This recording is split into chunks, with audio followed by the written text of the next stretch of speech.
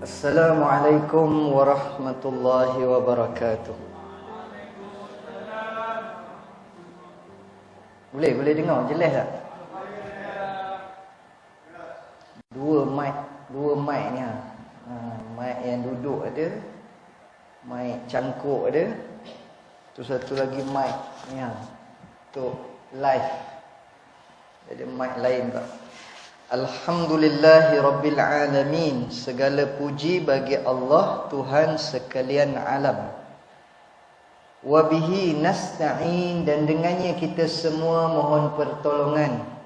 Ala umuri dunia wad din, dalam urusan dunia dan urusan agama. Wassalatu wassalam ala rasulihil amin. Salawat dan salam ke atas Rasul yang jujur, Rasul yang amanah, Rasul yang berintegriti. Tak lain dan tak bukan, Rasul yang dimaksudkan ialah junjungan besar Nabi kita, Nabi Muhammad sallallahu alaihi wasallam, wa ala alihi wa sahbihi ajma'in, dan begitu juga ke atas keluarga baginda dan para sahabatnya sekalian. Amma ba'd, adapun yang demikian itu, ayyuhal mu'minun, wahai sekalian orang yang beriman, ittaqullah, bertakwalah kepada Allah, yakni dengan mengerjakan titah perintahnya dan meninggalkan apa yang ditegahnya. Usikum wa iyaya bitaqwallah, teman berpesan kepada kaum dan berpesan kepada diri sendiri, mohon kita sama-sama bertakwa kepada Allah. Faqad fazal muttaqun, bahawa sesungguhnya berjayalah orang yang bertakwa. Berjayalah hidupnya di dunia, berjayalah hidupnya di akhirat, dan tidak dicampakkan dia ke dalam api neraka. Amin ya Rabbal Alamin. Terima kasih kepada, nak panggil apa Saudara Nazmi ke Tuan Haji. Dah haji ke belum? Kot tak panggil gelarnya kerang. Terima kasih Saudara Nazmi yang katanya saya pernah beli nasi lemak, beli kuih ke apa. Saya pun tak ingat dah masa bila tu. Sebelum ceramah saya singgah lepas tu sekarang ni kedainya dah tutup pula, tidak boleh singgah lagi. Boleh kita tolong viralkan. Seterusnya kepada pengerusi masjid, nama glamournya Wak Saha, Wak R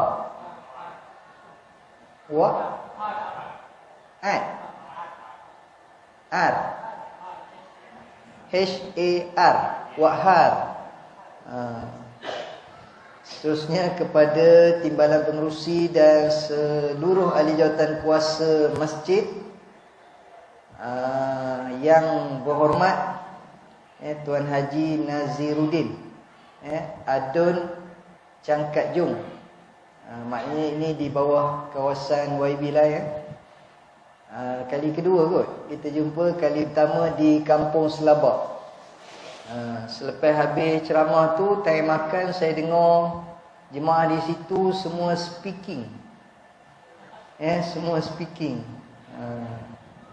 Cakap Jawa belaka. Jadi malam ini pun saya dipahamkan ini kawasan Jawa juga ni. Ada Banjar sikit, Melayu ada, Melayu pun ada juga sikit. Orang asli, sini semua orang tiruan. Tak ada yang asli. Khususnya kepada pimpinan masyarakat yang hadir pada malam ini, YB, tadi ada YB, tapi ada lagi YB yang bersara, yang besar, dan yang bersandar. Yang bersandar pun YB juga. Seterusnya kepada ayah-ayah, ibu-ibu, pakcik-pakcik, makcik-makcik, pak haji, makcik-makcik, abang-abang, kakak-kakak, yuk-yuk, yung-yung, dan tak dilupakan kepada kawan-kawan yang saya tengok ada beberapa orang yang saya kenal, kawan-kawan, tapi nak sebut semua mungkin tak sempat pula. Jadi adalah beberapa orang kawan yang saya tengok ada. Khususnya kepada muslimin dan muslimat, para jemaah sekalian, Mudah-mudahan pada malam ini kita semua dirahmati, diberkati dan diampuni Allah Subhanahu wa taala. Amin. Ya rabbal alamin. Alhamdulillah, segala puji bagi Allah. Syukur kepada Allah, terima kasih Allah kerana mengizinkan pertemuan kita pada malam ini di rumah Allah, di masjid. Masjid ni namanya Masjid Abdul Salam Al-Mas'ud. Masya Allah. Oh, saya terlupa dah tuan-tuan ni. Yang ini saya kena sebut lah rasanya kan. Tapi bila nak sebut tu saya jadi terbantut sikit. Ya, rasa macam malam ini nak cakap pun tak lepas. Nak cakap pun rasa terkesima. Nyaris tak terkentut aja. Pasal malam ini ada guru saya. Nak panggil cikgu ke panggil ustazah ke saya pun dah lupa dah. Cikgu Farah Wahidah. Cikgu Faradiba Farah Wahidah pula. Iaitu isteri kepada YB kita, rupanya guru saya sewaktu belajar di sekolah agama, sekolah menengah agama Irsyadiah Adiniyah Batu 26 bahagian Datuk. Dulu saya bersekolah di situ tuan-tuan ni. Jadi malam ini bila ada guru saya ni, saya nak cakap lebih-lebih pun rasa macam tak lepas. Pasal banyak rahsia saya dalam poket dia. Baik, jadi tuan-tuan dirahmati Allah Subhanahu wa taala. Malam ini masjid kita buat ceramah gabung dua program sekali, iaitu ceramah Ma'al Hijrah dan juga kemerdekaan. Jadi kalau nak kira ni ceramah besar ni, ceramah perdana. Tapi penceramahnya je kecil.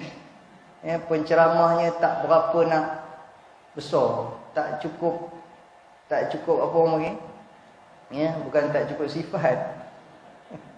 Tak cukup. Jadi tuan-tuan dirahmati Allah Subhanahu wa taala. Kita bercerita tentang hijrah dan juga kemerdekaan ni, dia boleh jadi maksud yang sama. Sebab hijrah ni maknanya berubah, pindah ataupun tukar. Kita tolak 1957 dah berapa tahun? Saya kira tadi 66 tahun. Betul ke tak? Maknanya dah 66 tahun. Ada sebahagian daripada kita merasa pada zaman Malaysia merdeka, merdeka. Dan sebahagian daripada kita tak merasa pun. Walaupun kita balik kampung, dengar atuk dengan opah kita cerita pasal zaman Jepun, kita buat-buat dengar je lah. Cerita Jepun nampur orang. Padahal Jepun tu bukannya besar sangat pun. Saya pernah tanya atuk saya, kenapa tak tampur dia balik? Bukannya besar sangat Jepun tu. Kan? Kita ni tuan-tuan ni, orang Melayu ni kira kategori dia, kategori ketot, kategori renik, kategori bantut. Saiz tak ada lebih besar mana. Tapi kalau dibanding dengan Arab, ya betul, kita ni ketot. Tapi dengan Jepun, kita ni tak adalah ketot, kan? Lebih tunduk kepada Jepun, kepada British pada ketika itu. Sebab kita dijajah. Tapi Alhamdulillah, setelah kita merdeka, maka tanah perintah oleh orang kita sendiri, oleh sendiri. Sebab ini tanah Melayu. Wayang tu penuh. Pakai kepiah belaka tengok cerita Mak Kilau. Kan, tengok ada sekali tu budak tahfiz siap berjubah pergi tengok wayang. Lepas tu pula tengok sekali tu, ini orang masjid ni. Tok imam pun tengok wayang juga. Cerita Mak Kilau. Jadi masa cerita Mak Kilau tu tuan-tuan ni, semua pakat meremang belaka, semua pakat semangat belaka. Semua pakat takbir belaka. Habis-habis tengok cerita Mak Kilau, tanggil kepiah pakai tengkolok pula. Sebab kita tengok cerita tu membangkitkan semangat cinta kepada tanah air kita, iaitu tanah Melayu, dan membangkitkan semangat cinta kepada agama dan cinta kepada bangsa. Salah ke kita cinta kepada tanah air? Salah ke kita cinta kepada agama? Salah ke kita cinta kepada bangsa kita? Jawapannya tak salah. Ya, hubbul watan minal iman, kata ulama. Cinta kepada tanah air sebahagian daripada tanda keimanan. Ya, Nabi kita Muhammad sallallahu alaihi wasallam sendiri cinta kepada tanah airnya, iaitu Makkah. Nabi lahir di Makkah, Nabi dibesarkan di Makkah, Nabi berumah tangga di Makkah, Nabi bekerja pun di Makkah, dan Nabi diangkat menjadi Rasul pun ketika Nabi berada di Mekah. Akan tetapi bila mana turun perintah wahyu Allah Subhanahu Wa Taala supaya Nabi hijrah ke Madinah, bukan kerana Nabi dah getik, bukan kerana Nabi dah tak gemar, bukan kerana Nabi dah nyampah, bukan kerana Nabi dah meluat dengan Mekah. Nabi cinta kepada Mekah, tetapi oleh kerana perintah supaya hijrah, kita nak bina satu kekuatan, rupanya tuan-tuan, kita kena hijrah. Lama dah duduk dekat kampung Sungai Kerawai ni, tak berubah lagi, maka kena pindah kampung Sungai pula, Sungai Samak. Jauh ke dalam pula. Baru ni saya ceramah di kampung Sungai Samak. Saya kata tak sampai-sampai lagi ke. Nasib baiklah perginya sebelum maghrib tu awal sikit. Saya rasa kalau saya pergi malam, patah balik kot. Risau takut lang suyo terobang. Kan? Ustaz pun bukannya berani sangat. Dalam ceramah aja berdegur-degur kata jangan takut kepada hantu, takutlah kepada Allah. Tapi bila terobang hantu, cabut lari juga ustaz. Jadi tuan-tuan dirahmati Allah Subhanahu Wa Taala, kita sayang kepada tanah air kita, iaitu bumi Malaysia ini. Dan kita alhamdulillah telah pun merdeka.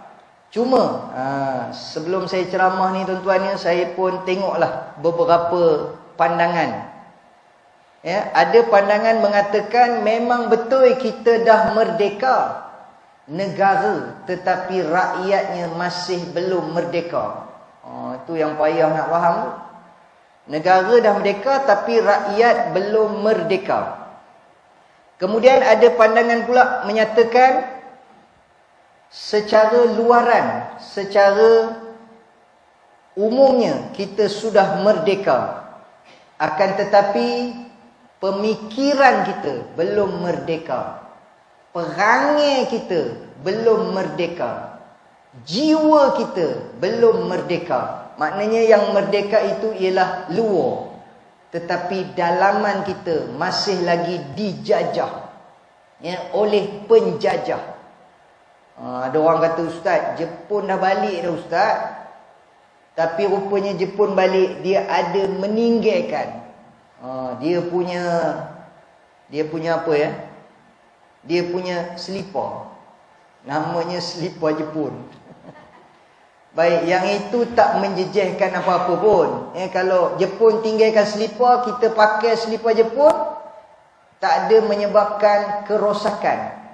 Akan tetapi yang lebih bahaya daripada itu ialah apabila penjajah dah balik, tetapi pemikiran kita, ideologi kita, sifat perangai kita masih lagi ada perangai penjajah, sifat penjajah, pemikiran penjajah. Itu yang bahaya, yang insya-Allah pada malam ini kita nak kupeh sama-sama. Tapi tuan-tuan, saya ni bukanlah penceramah politik. Jadi ceramah saya tak adalah berdegur-degur sangat. Dia slow and steady aja. InsyaAllah malam ini pukul 9 kita berhenti, boleh? Jadi tuan-tuan, janganlah harap tu besar sangat. InsyaAllah kita berhenti pukul 9. Sebab apa? Acara kemuncak malam ini ialah makan. ceramah ni selingan aja.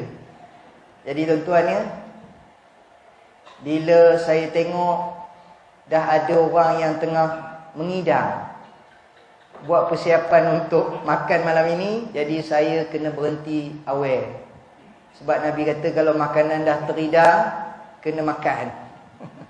Jadi jangan ceramah lama-lama. Baik, jadi tuan-tuan dirahmati Allah Subhanahu Wa Taala, kata ulama yang pertama sekali, maksud merdeka itu ialah apabila kita keluar daripada kegelapan kufur kepada cahaya Islam yang terang. Alhamdulillah ya, penduduk di kampung Sungai Kerawai ni majoritinya Muslim, majoritinya mukmin. Betul tak? Kalau ada pun yang bukan Muslim, yang bukan mukmin, ya, baru ni saya ceramah dekat mana ya? Dekat Sarawak. Saya dah cerita ke belum ke masa saya ceramah di kampung Selabak tu? Ya, saya masa solat maghrib tu jadi makmum. Imam dia baca kan, bunyi slang Jawa. Jadi saya kata, dekat Sarawak ni pun ada Jawa ke? Ghairil maghdubi alaihim waladdallin. Oh, ini slang Jawa ni. Dekat Sarawak ni pun ada Jawa ni. Lepas habis solat maghrib, ya, sebelah saya pengerusi. Saya pun tanya, pengerusi nama apa? Sekejap lagi saya nak mukadimah tu, nak sebut nama pengerusi. Nama saya Ratno. Ui, nama pun Ratno. Ada orang Sarawak nama Ratno. Pengerusi Jawa ke? Jawa. Imam Jawa. Kami dekat sini Ustaz 99.99 Jawa. Saya kata dah macam bakteria pula. Ya, 99.99 Jawa. Ada pula dekat Sarawak ni jauh. Dia kata, Ustaz, Jawa ni ada di mana-mana, di seluruh dunia ada Jawa. Pergilah tak mana pun, dekat situ ada orang Jawa. Orang Jawa ni ialah bangsa yang merantau. Masya Allah, hebat orang Jawa. Lepas tu saya tanya, dekat sini ada tak kuih nama dia punten? Sekali dia kata tak ada, tak pernah dengar. Kawan saya Jawa Bagan Datuk jual punten. Kan? Kenapa Jawa dekat Sarawak tak tahu punten? Kan? Kawan saya kata kalau nak sebut kena betul dia punya makhraj. Punten. Dia ada wajibul gunnah, kena ada dengung 2 harakat. Punten. Jadi saya tanya Jawa dekat Sarawak, dia tak tahu. Oh, Jawa sana lain. Ya? Jawa sini tahu tak? Punten. Tahu? Wis mangan. Ya, wis mangan punten. Hari tu saya tersilap sebut dekat Batu Pahat. Saya nak tanya wis ngombe, tapi saya sebut wis ngembek. Marah orang Jawa sana Bukan wis ngembek, wis ngombe. Baik, jadi tuan-tuan dirahmati Allah Subhanahu Wa Taala. Alhamdulillah, kedatangan Islam yang dibawa oleh Nabi kita Muhammad sallallahu alaihi wasallam telah mengeluarkan manusia daripada kegelapan kufur kepada cahaya Islam yang terang. Bayangkan tuan-tuan, 500 tahun lebih kurang daripada diutuskan Nabi Isa alaihissalam sehinggalah Nabi Muhammad sallallahu alaihi wasallam, dalam sejarahnya mengatakan 400 tahun lebih. Kita katalah lebih kurang 500 tahun. Manusia tidak diutuskan seorang nabi ataupun rasul, menyebabkan manusia jadi huru-hara, haru biru, lintang pukar, tonggeng terbalik, meraban tebin. Huru-hara jadinya tuan-tuan. Ya, sebab itu dalam kampung kita ni, jangan siapa-siapa yang perambat tu imam ataupun ustaz. Ya, dia kata kampung kami ni kami tak nak ada ustaz, kami tak nak ada imam, kami tak nak ada tuan naib. Kami dah perambat semua. Kami nak jadikan kampung kami ni ya pusat karaoke. Habis tuan-tuan ya. Kampung kita ni akan dibala oleh Allah Subhanahu wa taala. Ya, kampung kita akan ditimpa musibah oleh Allah Subhanahu wa taala.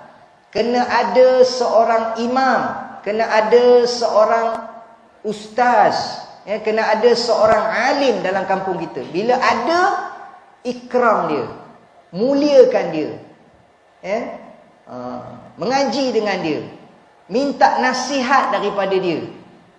Sebab apa tuan-tuan ya? Al-ulama warathatul anbiya. Ulama itu pewaris para nabi. Sebab hari ni ada orang tak gemar dengan ulama, kan?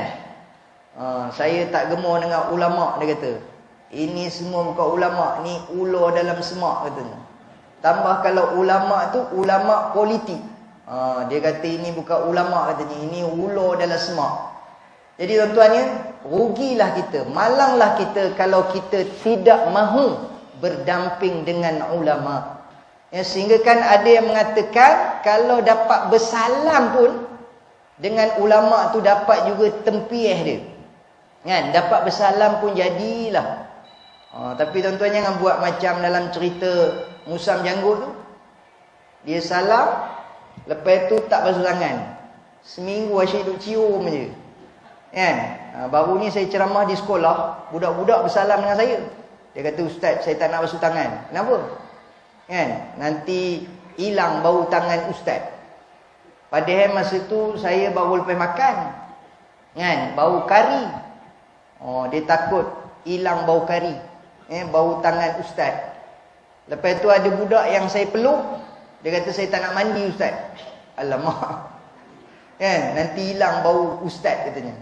Janganlah sampai macam tu.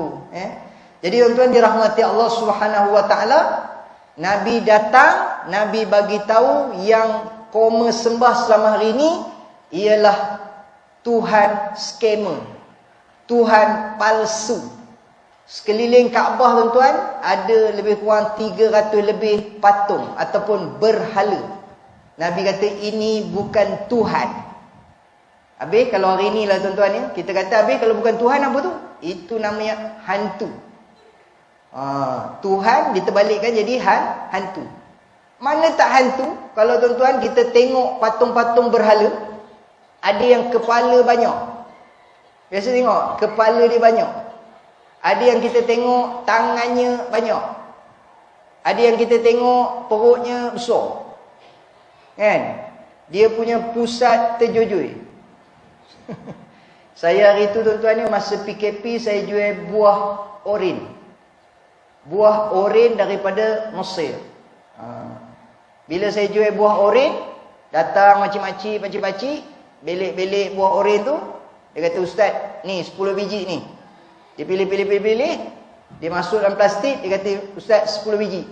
Saya kata, "Makcik, kenapa nak kena belik-belik, nak kena pilih-pilih? Sama je semua oren belaka." "Ustaz, saya nak pilih yang pusat besar." Kenapa pilih yang pusat besar? Petua orang tua-tua, kalau nak pilih buah oren, pilih yang pusat besar. Kenapa pusat besar? Sebab manis. Saya pun tanya balik, "Makcik, kalau orang pusat besar, manis tak?" Dia kata orang pun sama juga. Jadi balik ni tuan-tuan tengok pusat masing-masing. Besar ke tak? Siapa pusat dia besar, manis. Siapa pusat dia tak berapa nak besar, masam-masam manis. Ada kawan saya orang Manjung, dia kata, "Ustaz, dah tak jual ke buah limau?" Bila masa pula saya jual buah limau? Saya jual oren. Sama lah tu oren dengan limau. Lain. Tuan-tuan, oren lain, limau lain. Tuan-tuan try makan buah oren Mesir. Dia buah oren terbaik dunia, nombor 1. Rasa dia lemak, manis, tak ada biji. Tu dia oren Mesir. Tapi kawan saya kata, "Ustaz, kenapa dah tak jual buah limau Fir'aun?" Apa pula limau Fir'aun? Sebab dia panggil oren tu limau. Lepas tu oren Mesir tu dia kata limau Fir'aun. Sebab yang makan oren ni Fir'aun katanya. Hampir tu. Jadi tuan-tuan ya, saya dah tak jual buah dah. Pasal apa? Sebab orang dah boleh pergi beli sendiri. Dulu saya masa PKP, saya boleh pergi merata-rata. Pasal dapat surat. hantar rumah ke rumah. Orang tak beli 10 biji, orang beli sekotak. Masa tu saya jadi kaya sekejap. 3 bulan jual buah oren. Sebelum saya jadi kaya, saya jadi asnaf. Pasal dah jual kereta, dah jual rumah masa PKP. Datang kawan saya hantar telur dengan beras. Yuk, kami dengar kamu dah jadi asnaf sekarang ni. Dia pun hantar telur. Saya kata dah banyak telur ni.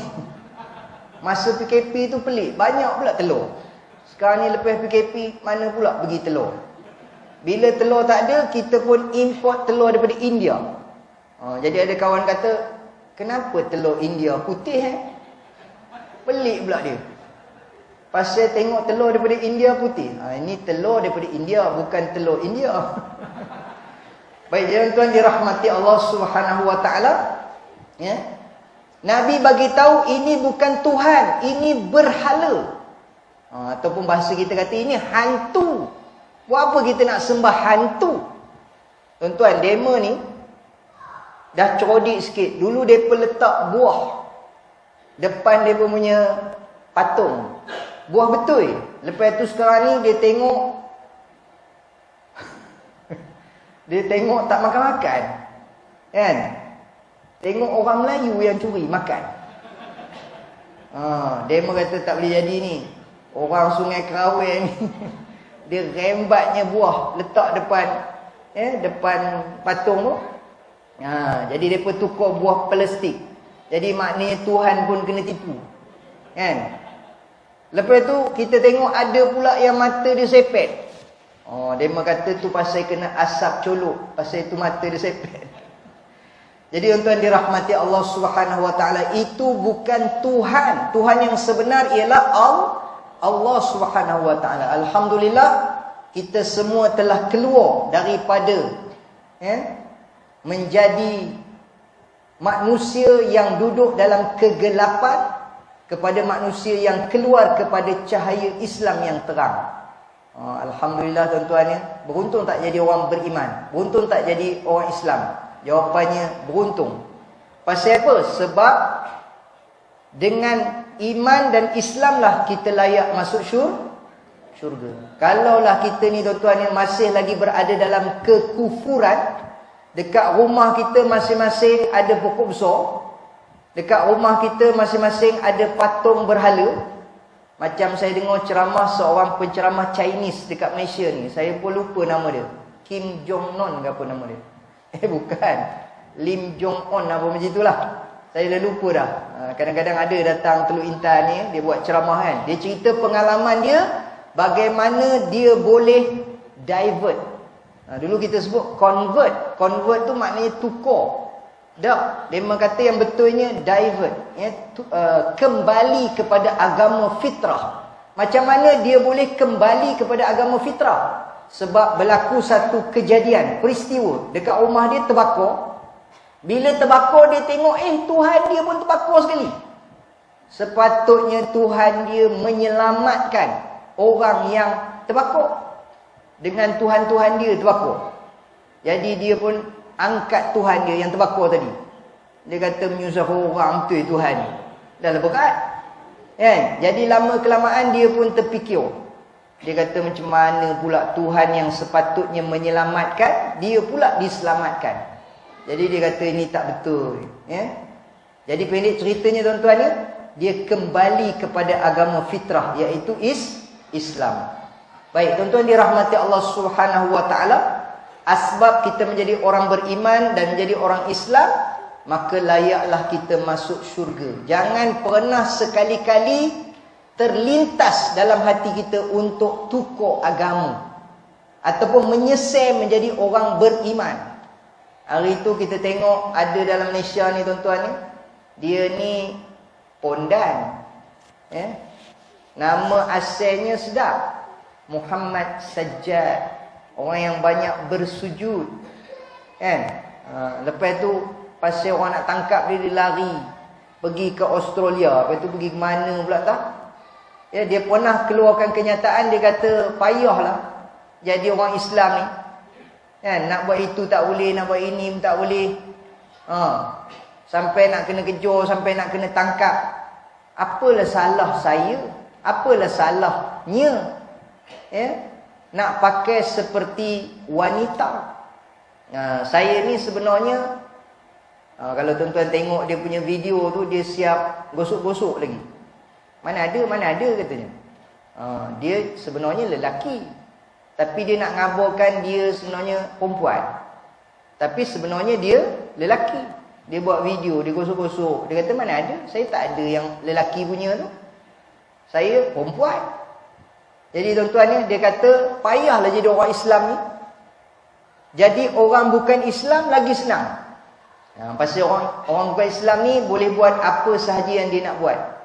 Malah kadang-kadang ada yang kita tengok orang bukan Islam, tak perlu nak solat pun, tak perlu nak tutup aurat pun, tapi kehidupannya serba mewah, nampak macam bahagia.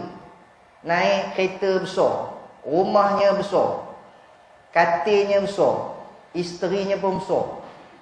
Isterinya kecil pula. Kan? Jadi kita pula rasa cemburu. Saya pun nak jadi macam itulah. Tuan-tuan yang dirahmati Allah Subhanahu wa taala, wala tahinu wala tahzanu wa antumul a'launa in kuntum mu'minin. Jangan berasa hina, jangan berasa duka cita, jangan berasa kecewa. Kedudukan kamu tinggi jika kamu orang-orang yang beriman. Biarlah atas dunia ni kita nampak macam lekeh, macam daif, akan tetapi yang kita nak kejar ialah kehidupan akhirat yang menjanjikan kekayaan, dan kekayaan yang kekal abadi, iaitulah selama-lamanya di dalam syurga Allah Subhanahu wa taala. Amin ya rabbal alamin. Baik, yang kedua, semua ada 7 poin ni baru satu. Macam mana nak berhenti pukul 9? Yang kedua tuan-tuan, kata ulama, apakah maksud merdeka? Iaitu membebaskan diri daripada kejahilan kepada menjadi seorang manusia yang berilmu. Sebab itulah tuan-tuan ni, bila masjid kita ada buat je ceramah, pengajian. Baru ni tuan-tuan saya bawa jemaah umrah. Ada yang tanya, Ustaz, macam mana kami nak mengaji dekat Masjid Nabawi ni? Semua penceramah dia cakap Arab. Tak faham lah. Kan? Sebab sebelum pergi umrah tu ada belajar bahasa Arab. Wahid 1, Ithnain 2, Thalatha 3, Arba'a 4, Khamsa 5. Lepas tu murid kata dekat Ustaz, cukup dah tu, takat 5 je. Kenapa belajar sampai 5 je? Kan? Cukuplah, dah boleh beli 5 kilo dah buah kurma. Kan? Khamsa, bagi khamsa kilo, kan? Kira jadilah tu, dah boleh beli 5 kilo buah kurma. Sekali tuan-tuan sampai sana, kita beria cakap Arab. Khamsa, kita sebut 5. Sekali orang Arab sebut, malu apa bosku, katanya. Dia cakap Melayu. Kan? Malu apa bosku, mana-mana rancak berdosa. Depa cakap bahasa yang trending dekat Malaysia tuan-tuan ni. Malu apa bosku, mana-mana rancak berdosa. Dia cakap Melayu pula. Murah-murah. Kan? Lihat dulu, murah-murah, ibu-ibu, bapa-bapa. Indonesia? Dia kata kita Indonesia. Tak, Malaysia. Malaysia bagus. Najib, malu apa bosku. Kamu kena kan? Lepas tu dia sebut Malaysia Madani. Tahu juga. Jadi kita pun tak payahlah belajar bahasa Arab. Rupanya dekat sana cakap Melayu. Kan? Kemudian tuan-tuan ni, pengajian. Banyak guru-guru yang mengajar di dalam masjid tu cakap bahasa Arab. Tapi ada satu pintu, saya dah lupa dah pintu mana. Ada penceramah daripada Indonesia. Tuan guru daripada Indonesia, dia cakap bahasa Indonesia. Kita ni tuan-tuan ni, dengan jemaah Indonesia ni, kita ni dah ibarat macam Endon sekali lah. Kira Endon je lah kita ni. Kebanyakan orang sana ingat kita ni Indon. Sebab jemaah Indonesia paling ramai dalam dunia. Mana taknya kota dia paling banyak. Penduduk dia ada 200 juta. Penduduk Malaysia 30 juta. Jadi bayangkan berapa kali ganda. Jadi kadang-kadang kita makan pun dekat sana makanan-makanan Indonesia.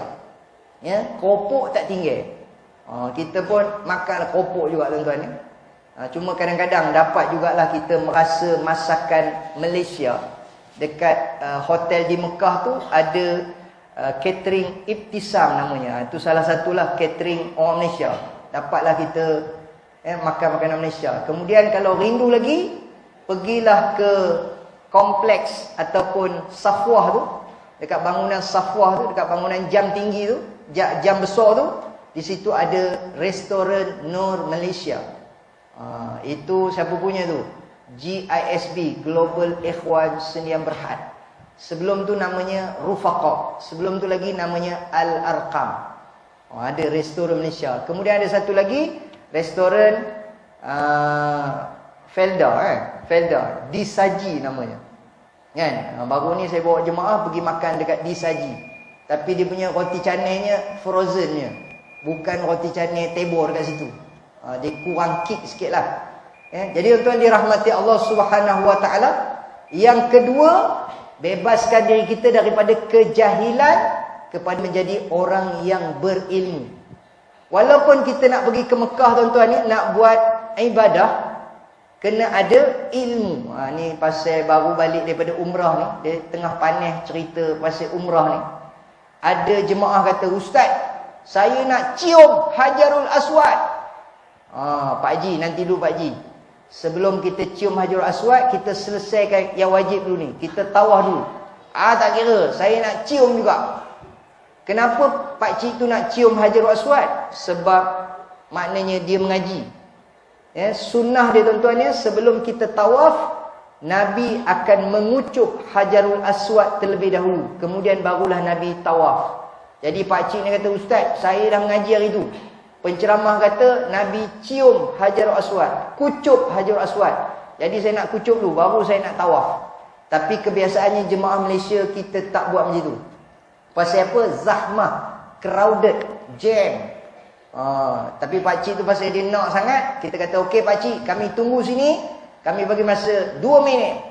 Pergi cium." Pak Cik tu pun menyelonot. Dia pun kita kata menyondoi. Nak pergi cium Hajarul Aswad. Tak sampai 2 minit, 30 saat patah balik. "Pak Cik, dapat tak cium Hajarul Aswad?" "Saya dapat cium, tapi bukan Hajarul Aswad." "Pak Cik cium apa Pak Cik?" "Dia hitam-hitam, tapi bukan Hajarul Aswad. Saya cium ketiak," katanya. Ketiak Arab dengan ketiak Afrika. Apa rasanya kalau ketiak Arab? Lemak-lemak manis. Ketiak Afrika masin sikit. Maknanya tuan-tuan ada perkara-perkara sunnah yang dilakukan oleh Nabi, tetapi oleh kerana keadaan tak mengizinkan, maka kita pilih yang lebih utama, yang wajib dahulu, iaitu tawaf. Kadang-kadang ada jemaah ni kata, "Ustaz, saya nak pegang Kaabah, saya nak peluk Kaabah, saya nak cium Kaabah." Boleh, nanti dulu kita selesaikan dulu. Sebab kita ni baru sampai, kita wajib buat umrah yang pertama ni untuk diri sendiri. Umrah wajib dia panggil. Nanti lepas ini, kalau ada kesempatan, kita buat tawaf sunat pula. Tapi tuan-tuan siapa yang pergi buat umrah, dia tahulah keadaan dia. Siapa nak pergi buat tawaf sunat dekat dataran Kaabah, betul-betul depan Kaabah, dia kena pakai ihram. Kira ngelat lah tu. Kan? Padahal dia bukannya nak buat umrah. Dia cuma nak solat depan Kaabah. Tapi dia kena pakai ihram. Maknanya kena pakai yang pakaian putih tu lah. Dia tak boleh pakai pakaian biasa. Baik, tuan-tuan dirahmati Allah Subhanahu Wa Taala, kena ada ilmu. Sebab apa? Syaitan dia mudah nak menggoda orang-orang yang tidak ada ilmu, beribadah dalam keadaan jahil. Kata ulama, kalau tengok orang tidur tapi dia alim, sedangkan di sebelahnya ada seorang yang sedang beribadah, solat sunat 1000 rakaat, tapi dia jahil, syaitan mudah memperdayanya berbanding alim yang tidur tadi, lebih besar pahala dia. Kadang-kadang kita tengok tuan-tuan, satu orang tok guru dia tidur, kan? Tapi tidur dia tu bukan saja-saja tidur. Tengok cara tidur pun kena. Ini tidur orang yang berilmu. Macam mana cara nak kenal tuan-tuan ni? Siapa sini tidur menongging? Ustaz, saya kalau tidur cara lain tak boleh. Kalau menongging baru saya boleh tidur. Itu menunjukkan cara tidur syaitan, ataupun ada ulama kata cara ahli neraka diseksa dalam neraka, mukanya tersembam ke lantai. Siapa yang suka tidur menerap, tidur menongging, itu cara syaitan tidur. Jadi jangan amalkan tidur menerap. Siapa tidur menerap? Antara lain ialah pendek umur. Pasal apa? Dia telah menghimpit jantung. Siapa tidur mengiring di lambung kiri, tidur menerap, dia menghimpit jantung. Bila menghimpit jantung, perjalanan darah tidak lancar. Kemudian dia akan menyebabkan datang penyakit. Kemudian dia pendek umur, cepat mati. Tuan-tuan kalau tengok semua sunnah-sunnah Nabi, kesemuanya akan pergi kepada penjagaan kesihatan jantung. Nabi ajar cara berak. Nabi ajar cara buang air kecil, buang air besar. Nabi ajar cara tidur. Nabi ajar cara berjalan. Nabi ajar cara makan. Nabi ajar cara minum. Kesemuanya jika dikaji dari sudut kesihatan, dia akan pergi kepada kesihatan jantung. Kan? Sebab itu tuan-tuan ni kata Allahyarham Ustaz Ismail Kamus. Kan? Pernah dengar tak dia punya pantun 3 kerat? Bila kita berjalan, jantung berjalan. Bila kita berhenti, jantung berjalan. Bila jantung berhenti, sambung. Lagi sekali, macam tak faham. Bila kita berjalan, jantung berjalan. Bila kita berhenti, jantung berjalan. Bila jantung berhenti, kita jalan. Sebab itu tuan-tuan, amalkan sunnah Nabi. Ustaz, macam mana cara Nabi buang air? Yang pertama sekali dah tentulah mencangkung, ataupun duduk. Ustaz, saya tak boleh lah mencangkung. Saya daripada kecil lagi dah kencing berdiri. Saya dah memang daripada kecil lagi tembak dinding. Kan? Masa zaman muda Ustaz berlekuk. Masa tu kencing dereh. Kan? Masa tu kuat kencing. Kuat kencing ni ada banyak maksud juga. Kencing orang, kencing kawan. Kuat kencing. Kaki kencing. Saya kaki kencing Ustaz. Jadi tuan-tuan, Nabi ajar kencing mencangkung. Cuma ada dalam riwayat pernah menyebutkan Nabi pernah sekali ataupun dalam keadaan darurat ketika perang, tak silap saya, yang Nabi kencing berdiri. Tetapi dalam keadaan biasa mencangkung ataupun kencing dalam keadaan mencangkung lah. Kemudian bukan setakat mencangkung je. Bila dah kencing tu, last sekali, ada ulama kata urut. Kan, urut dekat bahagian atas tu, bahagian ari-ari. Kemudian ada yang sebut istibrak, berdehem. Supaya air kencing tu keluar habis. Kan, bila kita meneran, berdehem tu maknanya meneran. Itu bagi lelaki. Perempuan tak payah. Sebab kalau perempuan buat,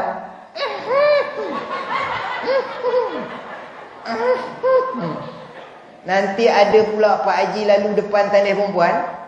Siapa pula nak beranak dalam tandas? Yang buat tu lelaki. Sebab itu kadang-kadang kita dengar ada pakcik-pakcik pergi tandas. Maknanya betul lah tu. Kan?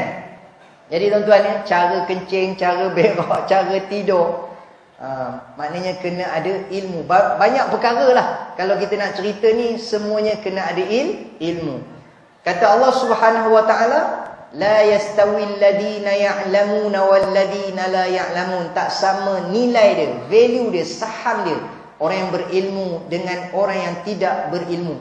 Faqihun wahidun asyaddu ala syaitan min alfi abid. Satu orang yang faqih, yang faham, yang tahu hukum hakam, yang reti tentang bab agama ni, sangat ditakuti oleh syaitan berbanding 1000 orang yang sedang beribadah tetapi jahil.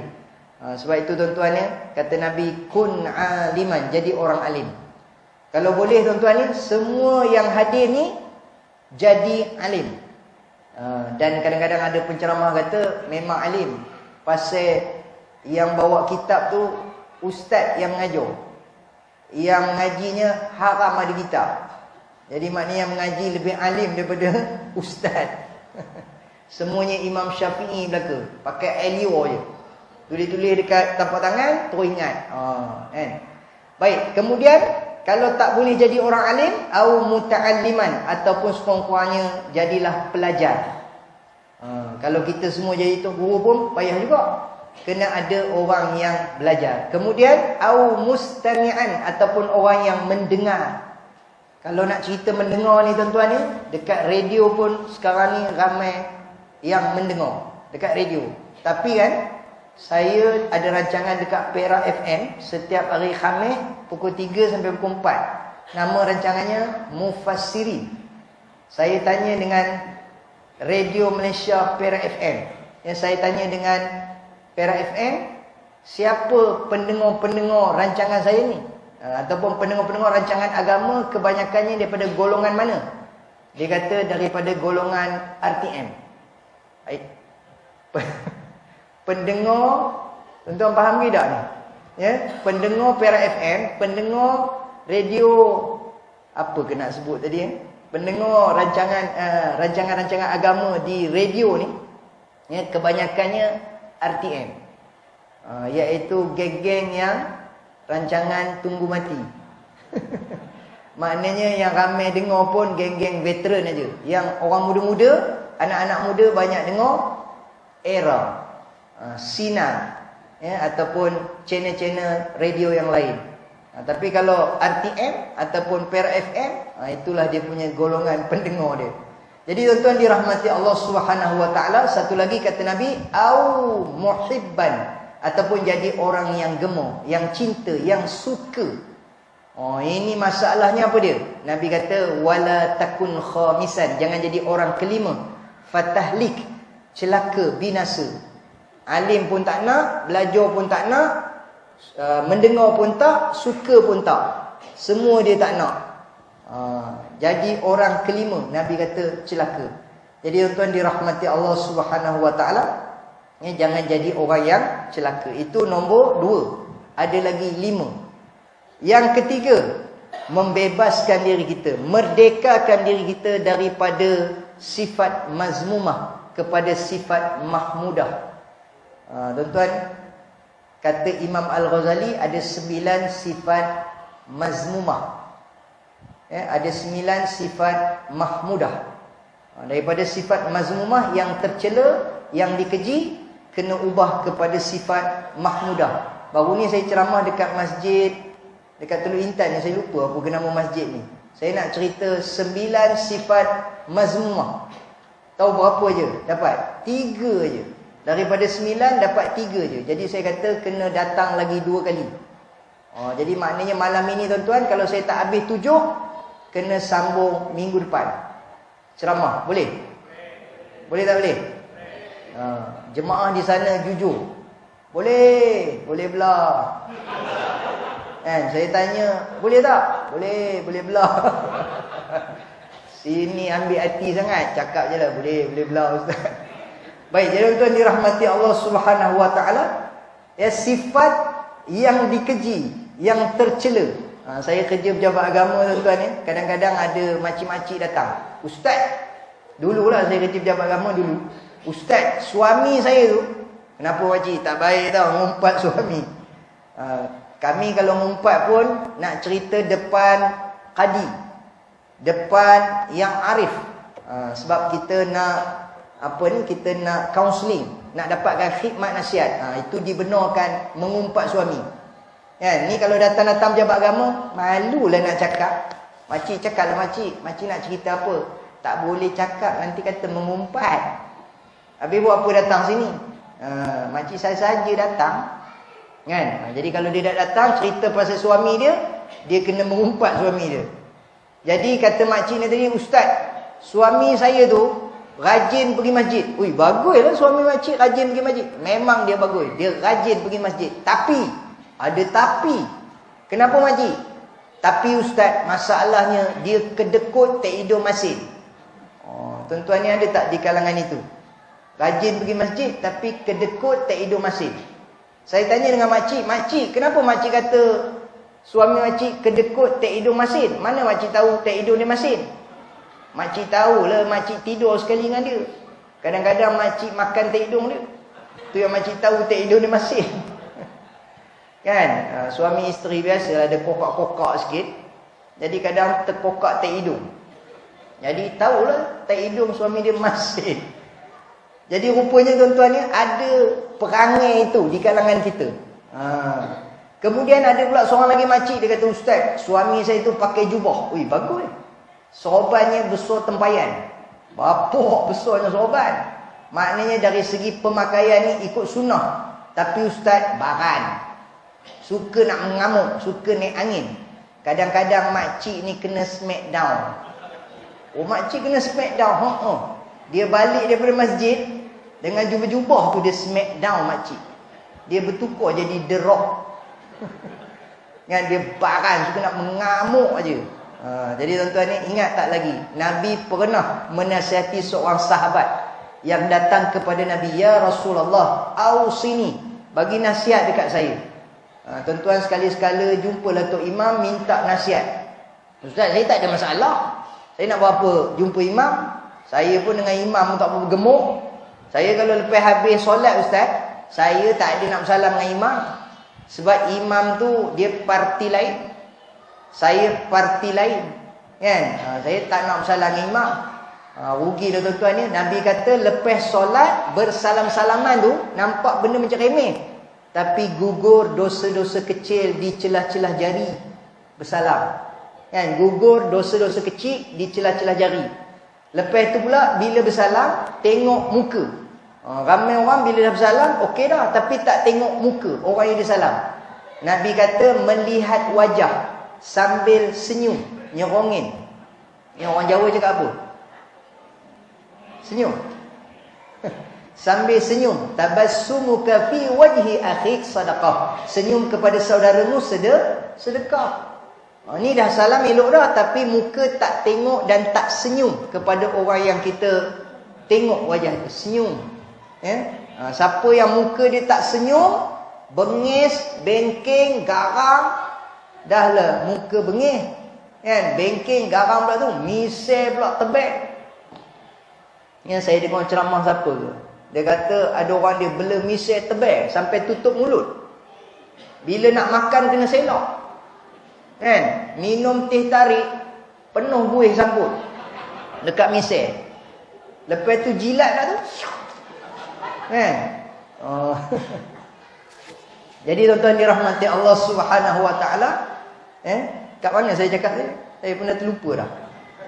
Siapa yang muka dia bengking tak nak senyum, adik-beradik malaikat Malik, penjaga pintu neraka.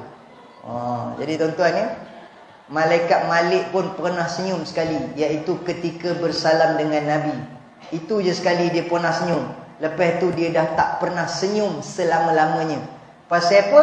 Tugas dia jaga pintu neraka. Jadi siapa yang tak suka senyum tu, adik-beradik malaikat Malik jaga pintu neraka. Baik, jadi tuan-tuan dirahmati Allah Subhanahu wa taala, jangan ada di kalangan kita ni, cerita tadi sahabat datang jumpa Nabi bagi nasihat dekat saya. Nabi kata apa? La taghdab, jangan marah.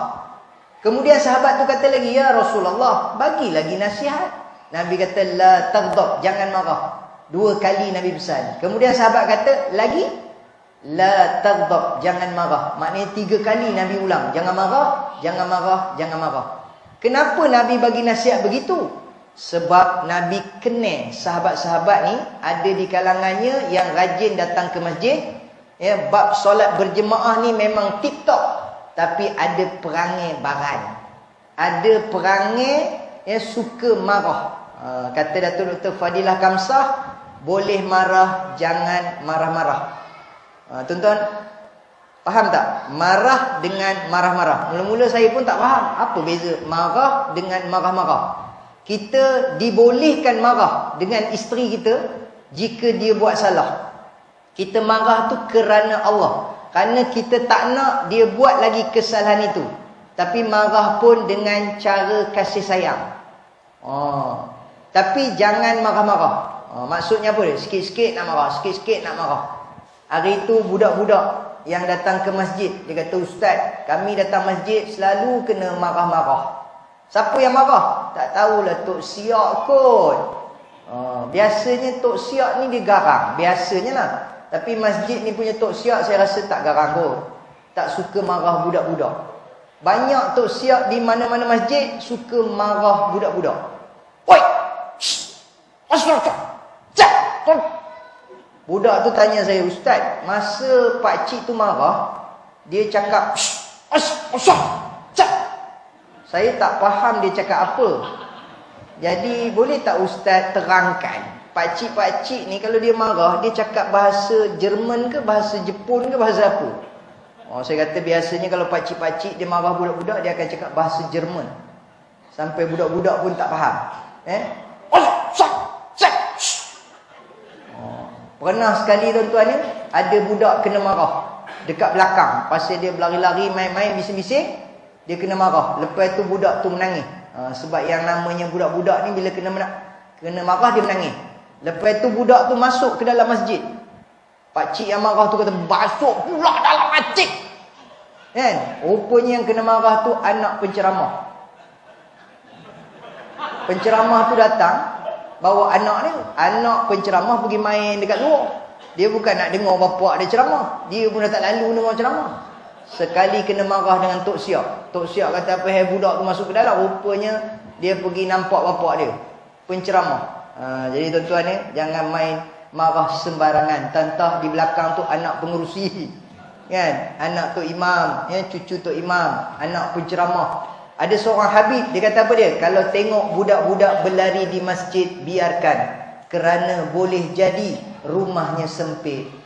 Kadang-kadang tuan-tuan ni kita tengok budak-budak berlari tu, rupanya dia perak, dia jakun. Dia tengok datang masjid, luas lah. Rumah dia kecil, rumah dia sempit. Dan ada satu ungkapan tuan-tuan, biarkan budak berlari di masjid, jangan biarkan budak berlari-lari di masjid. Jangan biarkan budak-budak lari dari masjid.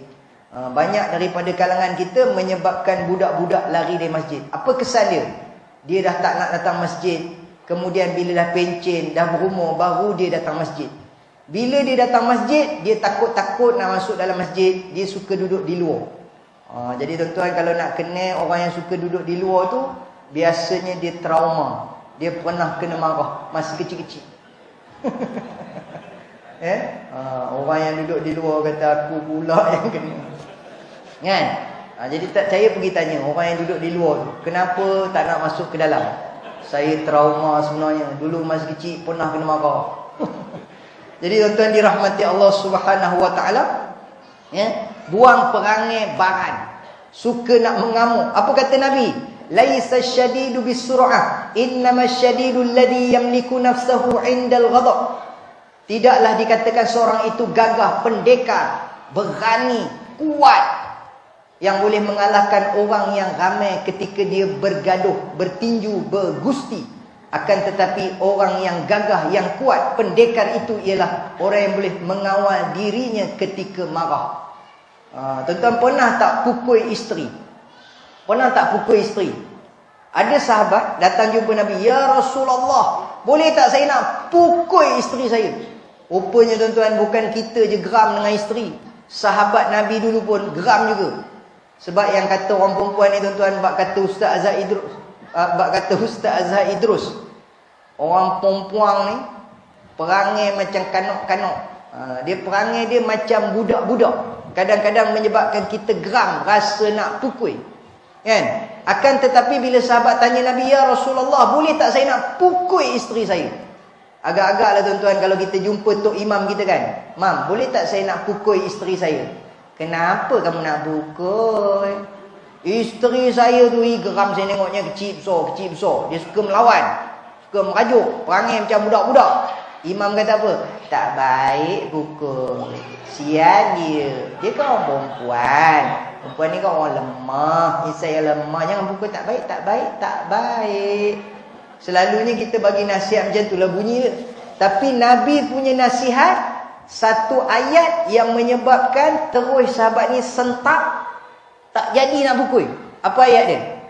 Ya Rasulullah, boleh tak saya nak pukul isteri saya? Lalu kata Nabi, tergamakkah kamu memukul teman tidurmu? Oh, itu ayat dia. Tergamakkah kamu memukul teman tidurmu? Terus tak jadi. Bila dikenang-kenang, tuan-tuan, betul juga isteri kita selama hari ni, dia teman tidur kita. Kan? Kalau dia tak ada, susah hati kita. Mana ke dia? Oh, ada. Kan? Cari-cari tak ada. Rupa jatuh katil. Kita yang terajang, kita tidur lesok. Kan? Lepas tu kesian tak? Kesian. Kita akan panggil dia supaya naik balik atas. Kan? Saya baru ni bawa jemaah umrah yang veteran-veteran. Duduk sebilik. Pakcik umur dah 70 ni kan. Kalau tidur dengan makciknya, ada buat apa-apa tak? Oh. Pakcik kata apa? Ustaz ni apa benda soalan tanya kau begitu?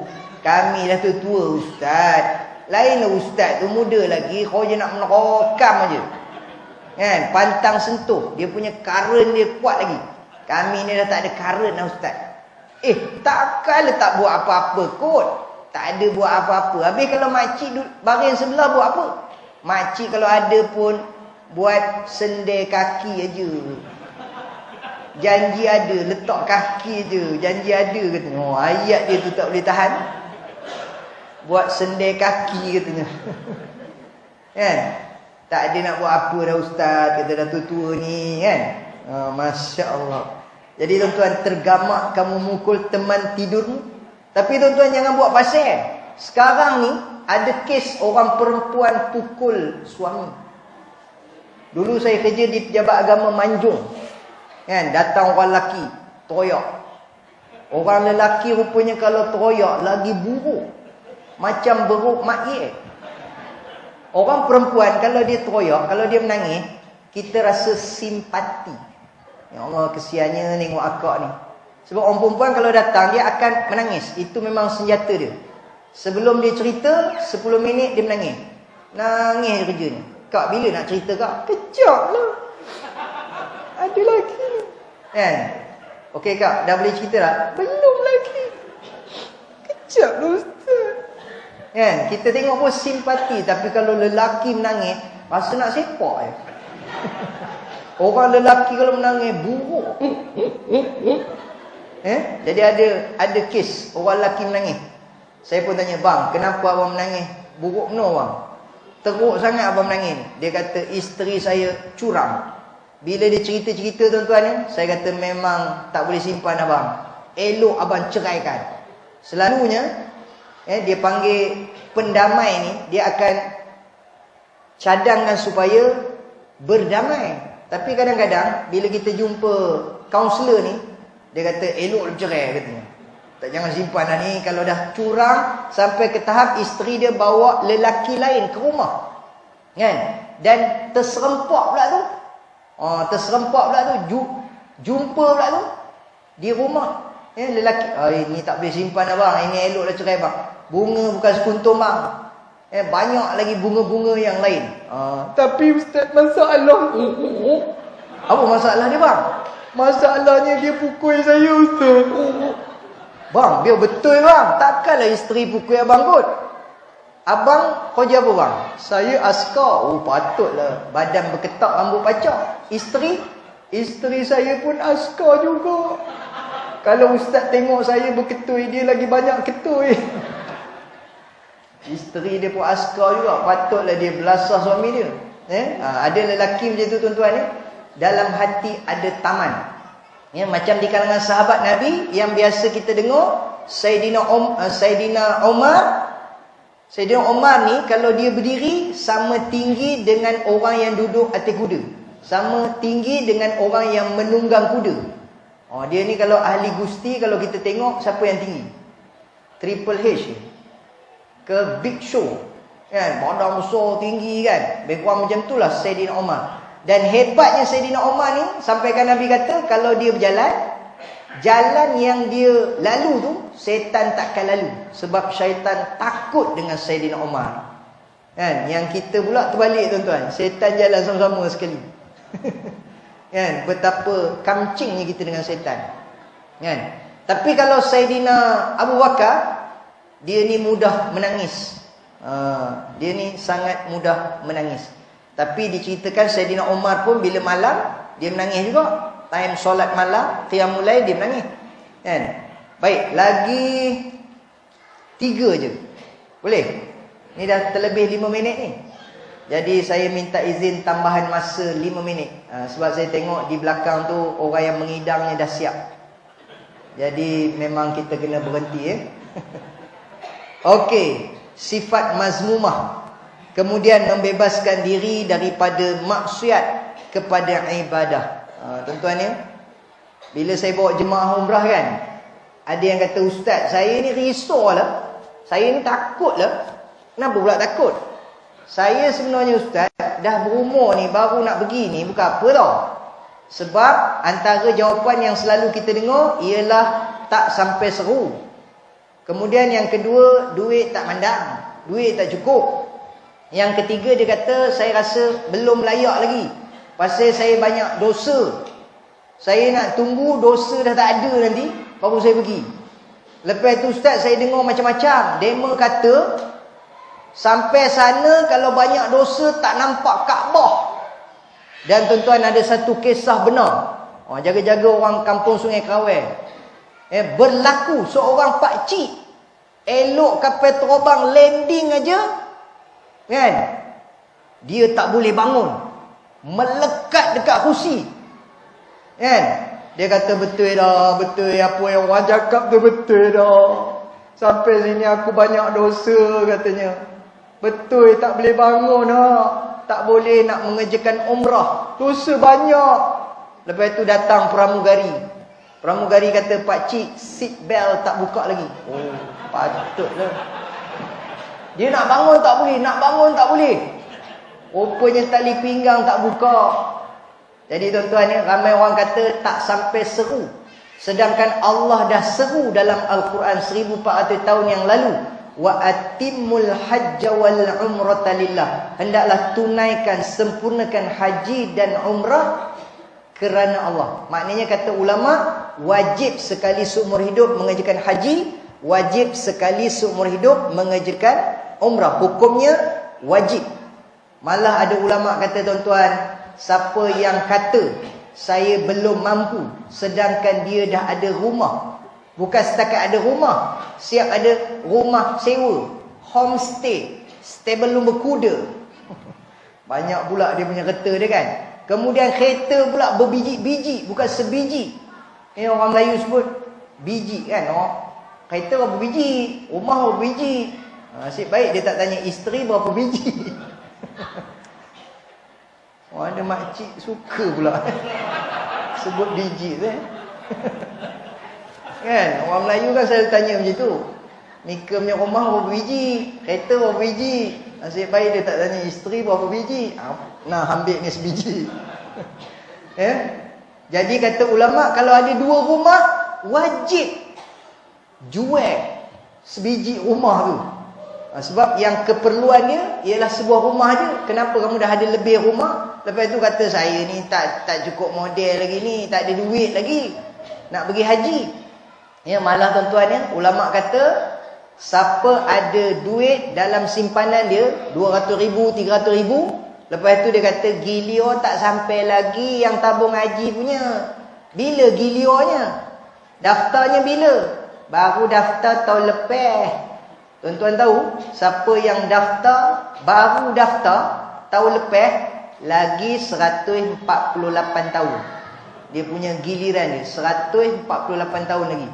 Masa itu kata Ustaz Zaid Idrus, kalau hidup pun jalan macam biawak. Jalan nerak macam biawak lah. Kalau hidup lah, kalau tak memang dalam tanah lah dah.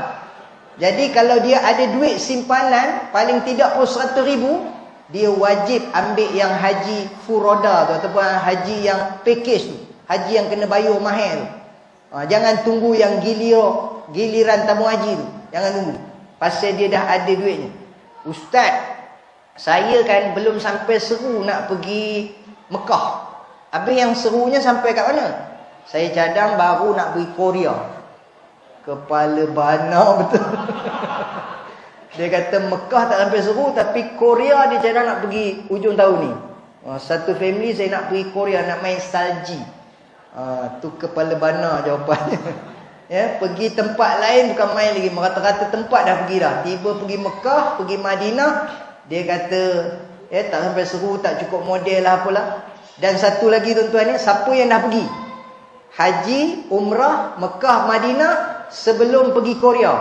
Katalah orang Sungai Krawai kata nak pergi Korea kan. Lepas dah balik haji, balik umrah, dia kata dah selesai dah, saya nak pergi Korea. Belum boleh pergi Korea lagi. Kena pergi Palestin. Itu ikut turutan dia. Ya, sebab dalam hadis Nabi kata la tushaddur rihal illa ila thalathati masajid. Jangan bersusah payah untuk sampai 3 masjid. Masjidil Haram di Mekah, Masjid Nabawi di Madinah, Masjidil Aqsa di Palestin. Kena pergi Palestin dulu. Ustaz, tak bahaya ke pergi Palestin? Jawapan dia tuan-tuan ya, saya baru 2 kali pergi. Kan, baru 2 kali pergi. Nanti bulan bila pula nanti, saya tak tahu lagi lah. Yang akan datang ni, patut bulan 9 ada satu trip. Tapi saya tak pergi yang bulan 9 ni. Kalau ada siapa-siapa nak pergi, setakat inilah. Tak ada bahaya lah. Maknanya kita boleh pergi ke Masjid Al-Aqsa, boleh masuk ke dalam Palestin. Kenapa tak bahaya? Sebab kita dah jadi pelancong Israel. Kita dah jadi pelancong Yahudi.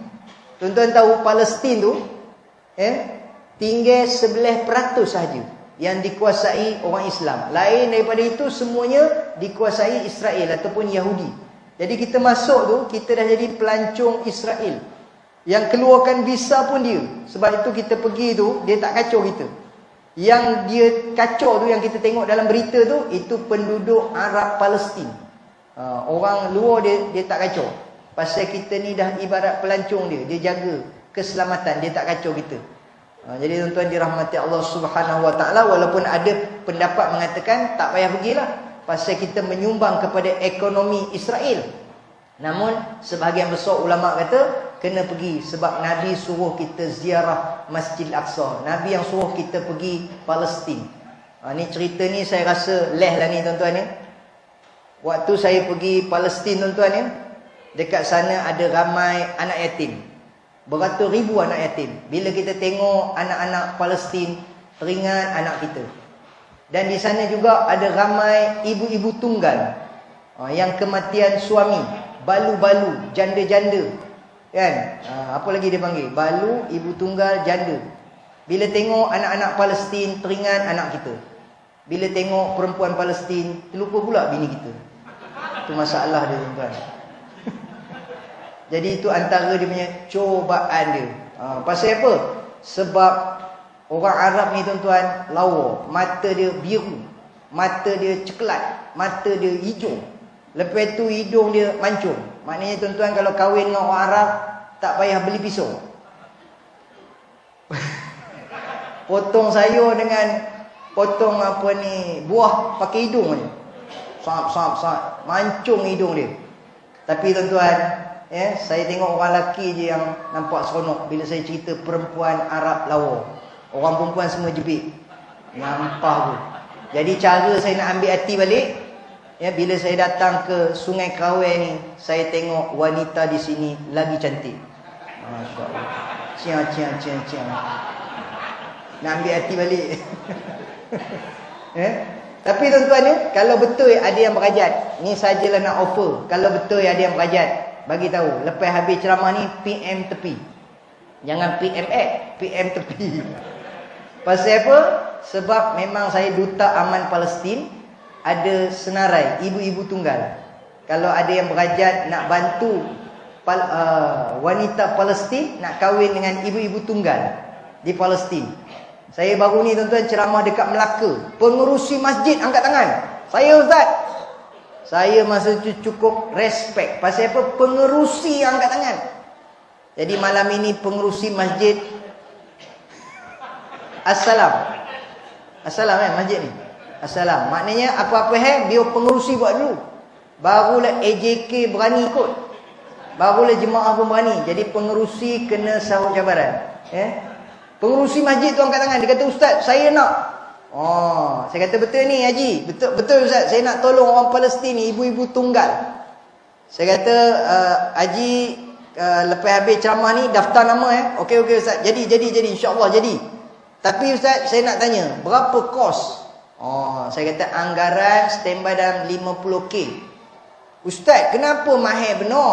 Orang Palestin harga Yahudi. Oh, harga Yahudi. Ni Haji, kita nak bawa pembantu rumah Indonesia pun permulaan dia 20k lebih. Mahal juga. Jadi ini nak bawa Arab Haji, nak buat isteri, mata dia biru. Itu yang kena mahal sikit, 50k. Lagipun bukan orang lain nak jadi isteri kita. Kan? Okey Ustaz, jadi 50k bawa bantai je. Bawa tilam banyak lagi.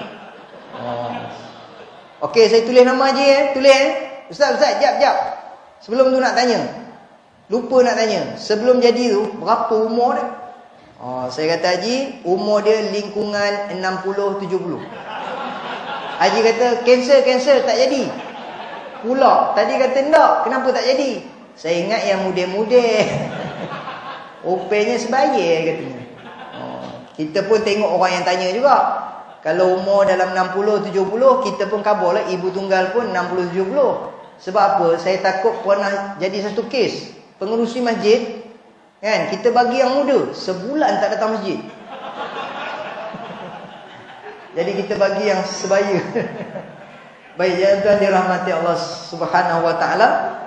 Jadi saya pun tak tahulah cerita merdekanya ke mana. Jadi maknanya kena sambungan siri yang kedua. Kita tak boleh habis ceramah ni malam ini. Kita kena sambung siri yang kedua minggu depan. Boleh? Boleh? Belah. Baik, ya tuan dirahmati Allah Subhanahu wa taala. Lebih kurang gitulah cerita-cerita sembang-sembang merdeka dan juga hijrah kita pada malam ini. Mudah-mudahan kalau tak dapat sikit, dapat banyak pun jadilah. Masa saya ceramah program Aman Palestin tu tuan-tuan ya, saya kempen siapa tak boleh bagi derma sikit, derma banyak pun jadilah. Dia kata terbalik. Betul, memang saya cakap tak boleh sikit, banyak pun jadilah. Sebab saya dapat idea tu tuan-tuan ni.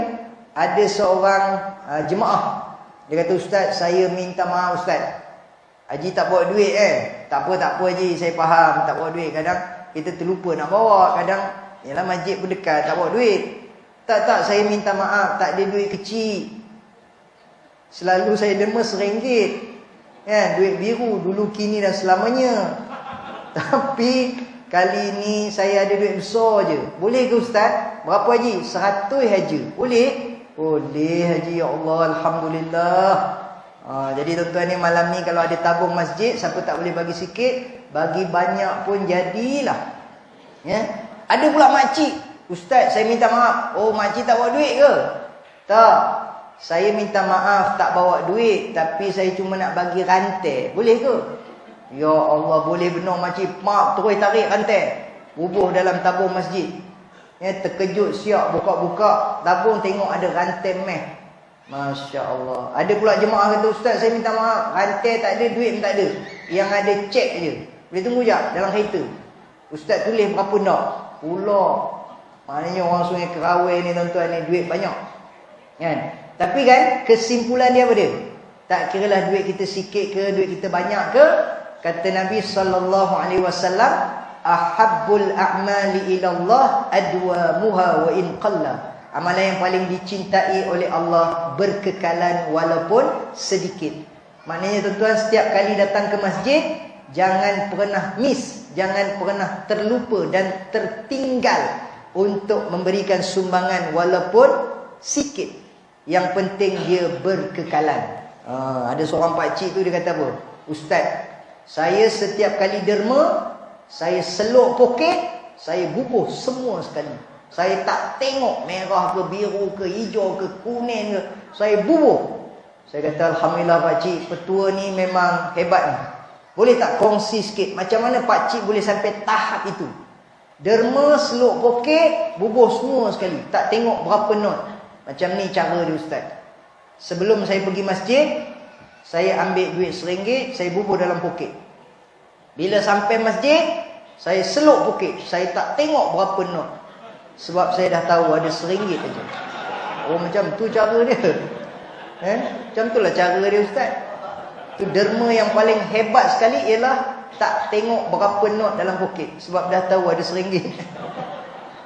Baik, jadi tuan-tuan, sekadar itu saja. Minta ampun, minta maaf. InsyaAllah panjang umur rezeki, kita jumpa lagi. Malam ni ada iklan sikit, tuan-tuan. Malam ini ada kawan-kawan saya bawah tu ramai yang datang berniaga. Jadi tuan-tuan, support lah. Support kita punya kawan-kawan kita yang berniaga. Ada jual apa tu, kain pelekat, ada jual kepiah, ada. Yang saya sendiri bawa, tuan-tuan, pekasam. Pekasam ikan talapia. Saya rasa ada tinggal dalam belah-belah bungkus kot. Sebungkus RM10. Yang ini mak saya yang buat. Mak saya ni kaki memancing. Dia memancing dekat parit-parit, dekat Sungai Tiang, dekat Pagan Datuk tu. Lepas tu dia buat pekasam. Lepas tu dia suruh saya jual. Jadi tuan-tuan, kesianlah saya. Belilah pekasam saya.